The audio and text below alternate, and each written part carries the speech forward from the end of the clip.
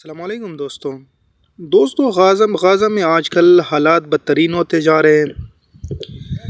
ابھی غازہ میں امن کے نام پہ ایک نیا کھیل رچایا جا رہا ہے، جس میں غازہ کے لوگوں کو اسرائیل کو بھی سمجھ آ گئی ہے کہ ہم نے غازہ پہ بمباری کی، ٹینک ان میں گھسا دیے، ہر طرح سے ان کو توڑنے کی کوشش کی، کہ ان کو قائدی بنایا، سب کچھ کیا، لیکن یہ لوگ اپنی جگہ کو نہیں چھوڑ رہے ہیں۔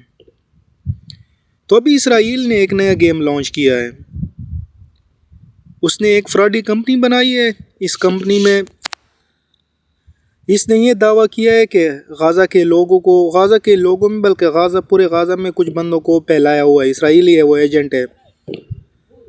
وہ غازہ میں جا کے ان بیچاروں کے پاس بیٹھتے اور کہتے ہیں کہ کیسی زندگی گزار رہے ہو آپ، ہمیں پیسے دو، ہم آپ کو یورپ یا کوئی امریکن کنٹری یا کوئی جو ہے نا یورپ میں بھیجنے کے لیے تیار ہے۔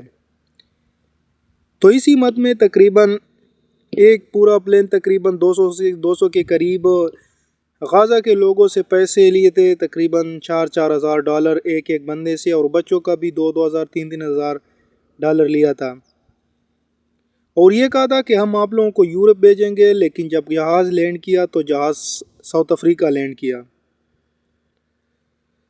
جب ان لوگوں سے پوچھا گیا کہ ادھر تو کوئی اتھارٹی نہیں ہے، آپ لوگوں کو کس اتھارٹی نے بھیجا ہے، تو انہوں نے بولا ہے کہ ہم اس کمپنی نے بھیجا ہے، جبکہ یہ کمپنی کسی کاغذوں میں رجسٹر نہیں تھی۔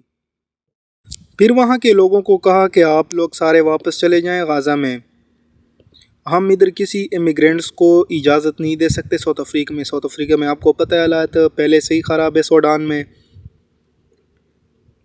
اور یہ ہدایت کی گئی۔ لیکن اس واقعے کے بعد غازہ کے لوگوں کے لیے کی ہدایت یہ کی گئی کہ کوئی بھی غازہ کا بندہ غازہ نہیں چھوڑے گا،